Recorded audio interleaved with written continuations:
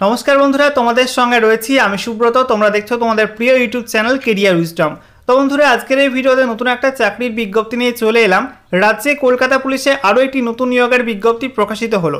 হ্যাঁ বন্ধুরা, তোমরা ঠিকই শুনেছ, রাজ্যে কলকাতা পুলিশে কিন্তু আবার একটি নতুন নিয়োগের বিজ্ঞপ্তি প্রকাশিত হলো এবং খুব শীঘ্রই এই নিয়োগের অনলাইন ফর্ম ফিল আপ শুরু হবে। তো আজকের এই ভিডিওতে এই নিয়োগের অফিসিয়াল বিজ্ঞপ্তি নিয়ে আলোচনা করব।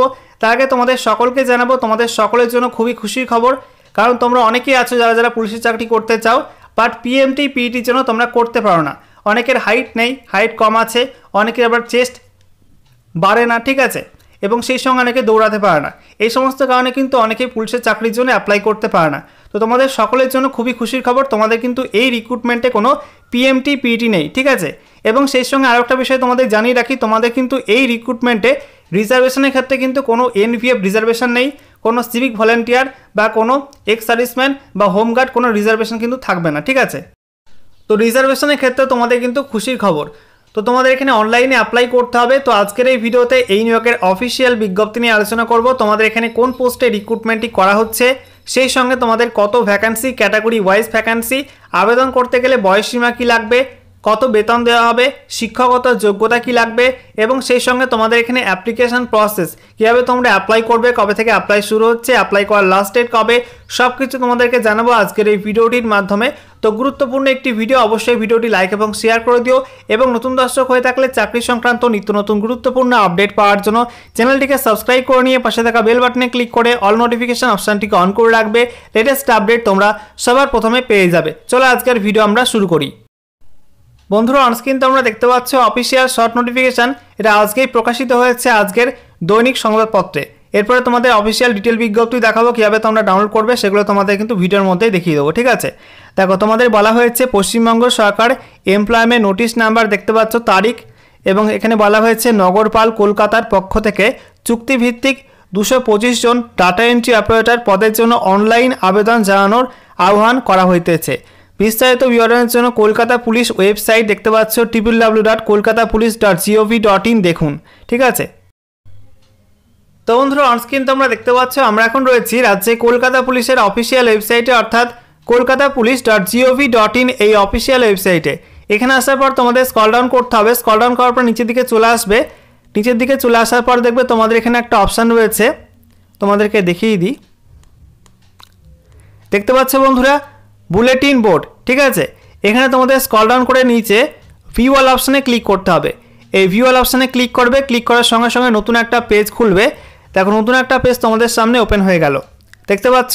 এখানে দেখো তোমাদের বলা হয়েছে online application window for the post of 225 data entry operators shall be opened, দেখতে পাচ্ছ, will effect from 15/03/2024। Last date of application is 04/04/2024. Click on the link for detailed guidelines. Click here. New বলে লেখা আছে। তো এখানে তোমরা click হিয়ারে click করে কিন্তু অফিসিয়াল নোটিফিকেশনটি ডাউনলোড করতে পারবে, ওকে। তো বন্ধুরা, অনস্ক্রিন তোমরা দেখতে পাচ্ছ অফিসিয়াল ডিটেল বিজ্ঞপ্তি। দেখো, বলা হয়েছে government of West Bengal, office of the commissioner of police Kolkata. সঙ্গে দেখো অ্যাড্রেস দেওয়া আছে, অ্যাডমিনিস্ট্রেশন ইএসটিটি ব্রাঞ্চ, লালবাজারের অ্যাড্রেস দেওয়া আছে। সঙ্গে দেখো বাঁদিকে এমপ্লয়মেন্ট নোটিশ নাম্বার, ডান দিকে ডেটটা মেনশন করা আছে। এখানে বলা হয়েছে applications are invited from eligible candidates for the 225 number of post of data entry operators on temporary and contractual basis in Kolkata police in compliance with government order number, দেখতে পাচ্ছ memo number দেওয়া আছে, finance department, government of West Bengal. তো এখানে তোমাদের কিন্তু রাজ্যে কলকাতা পুলিশের ডাটা এন্ট্রি অপারেটর পোস্টে নিউ রিক্রুটমেন্ট, তার জন্য কিন্তু বিজ্ঞপ্তি প্রকাশিত হয়েছে। তোমাদের টোটাল ভ্যাকান্সি রয়েছে 225টি, ঠিক আছে। তো ভ্যাকান্সি কিন্তু খুব একটা কম নয়, আবার খুব বেশিও নয়, ঠিক আছে। মোটামুটি ঠিকঠাক ভ্যাকান্সি আছে ডাটা এন্ট্রি অপারেটর পোস্টে।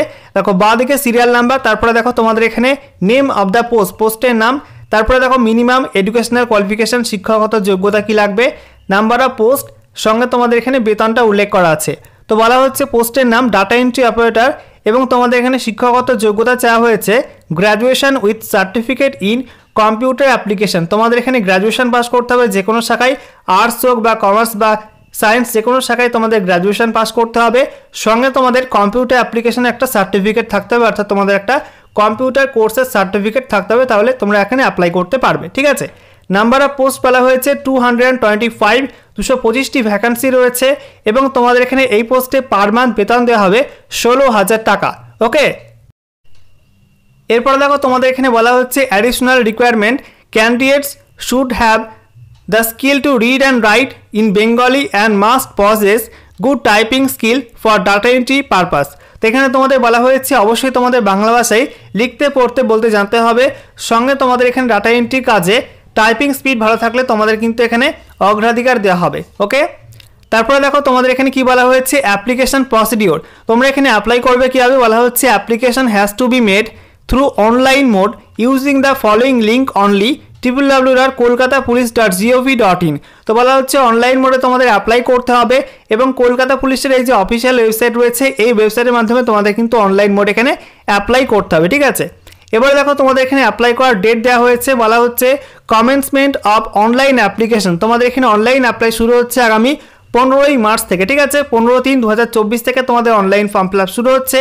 সঙ্গে দেখো লাস্ট ডেট বলা হয়েছে last date for submission of online application 04/04/2024, অর্থাৎ আগামী 4 এপ্রিল পর্যন্ত তোমরা কিন্তু অনলাইন মোডে অ্যাপ্লাই করতে পারবে। তো বন্ধুরা তোমাদের এই রিক্রুটমেন্টের অনলাইন ফর্ম ফিল আপ নিয়ে ভিডিও প্রয়োজন হলে তোমরা কিন্তু অবশ্যই কমেন্ট বক্সে কমেন্ট করে জানিয়ে দিও। আমি তাহলে তোমাদের এটার ফর্ম ফিল আপ শুরু হলেই তোমাদের ফর্ম ফিল আপ নিয়ে স্টেপ বাই স্টেপ একটা ভিডিও বানিয়ে দেবো। ঠিক আছে, সেটা দেখে তোমরা কিন্তু স্টেপ বাই স্টেপ ফলো করে তোমরা বাড়ি বসে ফর্ম ফিল আপ করতে পারবে। আচ্ছা, এরপরে দেখো তোমাদের ভ্যাকান্সি বলা হয়েছে, যেখানে বলা হচ্ছে ইউআর ক্যাটাগরির ভ্যাকান্সি রয়েছে 100টি দেখতে পাচ্ছ।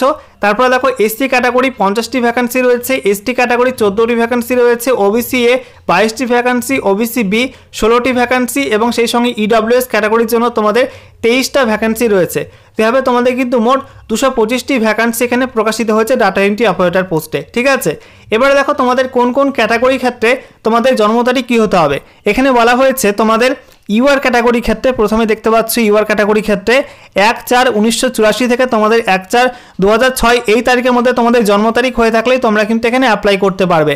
তারপরে দেখো এসসিদের ক্ষেত্রে বলা হয়েছে তোমাদের এসসি প্রার্থী হয়ে থাকলে 1/4/1979 থেকে তোমাদের 1/4/2006 এই তারিখের মধ্যে জন্ম তারিখ হয়ে থাকলে তোমরা এখানে এসসি ক্যাটাগরির জন্য এসসি ক্যাটাগরি প্রার্থীরা অ্যাপ্লাই করতে পারবে। এরপরে দেখো এসটি ক্যাটাগরির ক্ষেত্রে বলা হয়েছে তোমাদের এখানে 1/4/1979 থেকে তোমাদের 1/4/2006 এই তারিখের মধ্যে জন্ম তারিখ হয়ে থাকলে তোমরা অ্যাপ্লাই করতে পারবে। তারপরে দেখো ওবিসি এর ক্ষেত্রে বলা হয়েছে তোমাদের এখানে 1/4/1981 থেকে তোমাদের 1/4/2006 এর মধ্যে জন্ম তারিখ হয়ে থাকলে তোমরা অ্যাপ্লাই করতে পারবে। তারপরে দেখো ওবিসি বির ক্ষেত্রে বলা হয়েছে তোমাদের এখানে 1/4/1981 থেকে 1/4/2006 এই তারিখের মধ্যে জন্ম তারিখ হয়ে থাকলে তোমরা এখানে অ্যাপ্লাই করতে পারবে। ইডব্লিউএস প্রার্থীদের ক্ষেত্রে বলা হয়েছে 1/4/1984 থেকে তোমাদের 1/4/2006 এর মধ্যে জন্ম তারিখ হয়ে থাকলে তোমরা কিন্তু ইডব্লিউএস প্রার্থীরা অ্যাপ্লাই করতে পারবে। ঠিক আছে, আচ্ছা, এরপর দেখো তোমাদের এখানে জেনারেল ইনস্ট্রাকশনের মধ্যে বলে দেওয়া হয়েছে শুধুমাত্র অনলাইন মোডে কিন্তু এখানে অ্যাপ্লাই চলবে, অন্য কোনো মোডে কিন্তু অ্যাপ্লাই চলবে না। ঠিক আছে, এবং তোমরা কিন্তু গ্র্যাজুয়েশন যে কোনো শাখায় পাস করলে অ্যাপ্লাই করতে পারবে, এটা আর্টস হোক বা কমার্স বা সায়েন্স যে কোনো শাখায় গ্র্যাজুয়েশন পাস হয়ে থাকলে তোমরা এখানে অ্যাপ্লাই করতে পারবে। এরপর দেখো তোমাদের এখানে ইডব্লিউএস প্রার্থী হয়ে থাকলে তোমাদের ক্ষেত্রে বলা হয়েছে তোমাদের ফিনান্সিয়াল ইয়ার 2023 টু 2024 অর্থাৎ তোমাদের 2023-24 এই আর্থিক বছরে কিন্তু ইডব্লিউএস সার্টিফিকেট থাকতে হবে। ঠিক আছে, ইনকাম অ্যান্ড অ্যাসেট সার্টিফিকেট এটা তোমাদের কিন্তু প্রডিউস করতে হবে।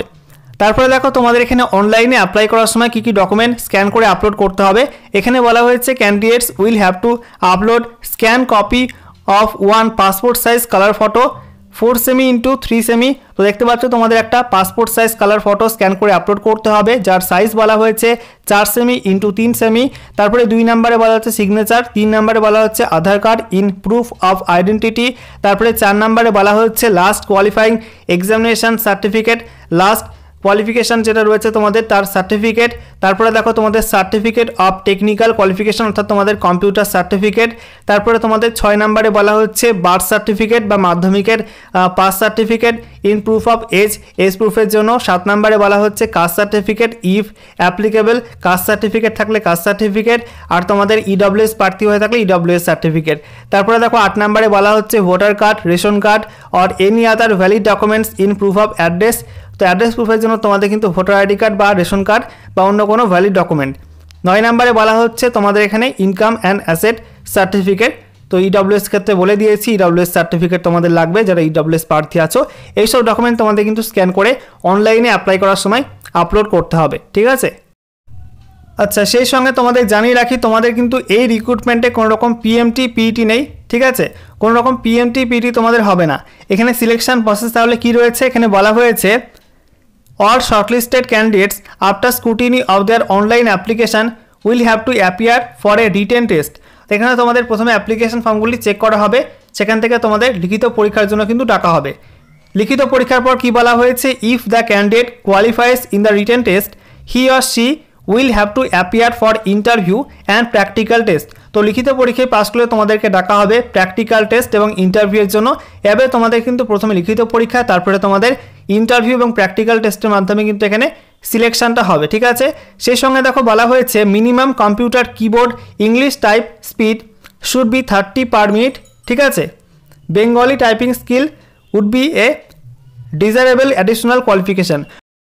অর্থাৎ তোমাদের এখানে মূলত ইংলিশ টাইপিং সেটা কিন্তু টেস্ট নেওয়া হবে, ঠিক আছে? এবং তোমাদের কিন্তু ইংলিশে 30টি word per minute typing speed থাকতে হবে এবং সেই সঙ্গে যারা বাংলায় টাইপিং করতে জানো তোমাদের কিন্তু অগ্রাধিকার দেওয়া হবে। ওকে, তো এই হচ্ছে অফিসিয়াল নোটিফিকেশান আমি আমাদের টেলিগ্রাম চ্যানেলে আপলোড করে দেবো, সেখান থেকে তোমরা সরাসরি এই অফিসিয়াল বিজ্ঞপ্তি ডাউনলোড করতে পারবে। ওকে।